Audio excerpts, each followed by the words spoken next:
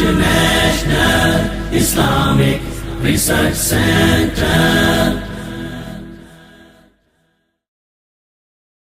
Professor یہ بتائیں کہ یہ جو صفا اور مروہ ہے یہ دو پہاڑیاں ہیں، ان کی کیا تاریخی حیثیت ہے؟ قرآن پاک میں اللہ تعالیٰ نے فرمایا کہ ان الصفا والمروہ من شعائر اللہ، یہ اللہ کے نشانیوں میں سے نشانیاں ہیں، اور ان پہاڑیوں کو حضرت ہاجرہ نے سر کیا تھا پانی کی تلاش میں، کبھی پہلے صفا پہ گئیں پھر مروہ پہ گئیں، تو اسی مناسبت سے یہ کہا گیا کہ تم بھی پہلے صفا پہ جاؤ پھر مروہ پہ جاؤ۔ تو ان کے درمیان اللہ تعالیٰ نے قرآن پاک میں فرما دیا کہ جو حج کے لیے جائے وہ یہاں سفر بھی کرے، اور انہیں شعائر اللہ قرار دیا، اللہ تعالیٰ نے اپنی نشانیاں قرار دیا ہے۔ صحیح۔ اچھا حافظ صاحب یہ بتائیے کہ یہ جو صفا اور مروہ ہے ان کے بارے میں جہاں قرآن میں حکم آتا ہے کہ جو شخص حج کرے اس پر کوئی گناہ نہیں کہ وہ ان کا طواف کرے، کیا کوئی گناہ کا تصور اس کے ساتھ تاریخی طور پر موجود تھا اس لیے کہا جاتا ہے؟ جی گناہ کا تصور موجود تھا، یعنی یا اس کا کوئی اور مفہوم بھی ہے؟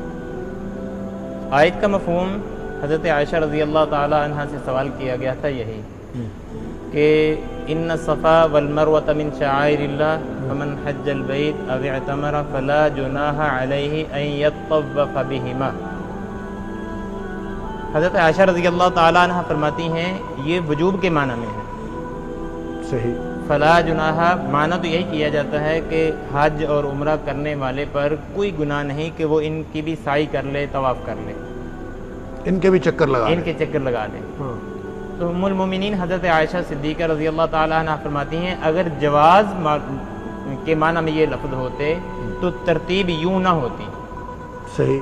فلا جناح علیہ ان یطوف بہما یوں ترتیب نہ ہوتی، بلکہ یہ ترتیب الفاظ کی یہی بتاتی ہے کہ یہ وجوب کے معنی میں ہے۔ صحیح۔ اصل میں مسلمان جب اسلام آیا، نبی صلی اللہ علیہ وسلم مدینہ میں ہجرت کر کے چلے گئے، اور واپس جب جو ہے وہ عمرے کے لیے جب آئے تھے فتح مکہ کے بعد، جب حضرت ابوبکر صدیق رضی اللہ تعالیٰ عنہ کی قیادت میں بھی حج کے لیے آئے، تو لوگ مسلمانوں کے ذہنوں میں یہ بات تھی کہ ہم جب غیر مسلم تھے تو یہاں جو بت تھے نا، ہم اس کی وجہ سے یہاں جو ہے بت تھے کوئی؟ جی بت تھے۔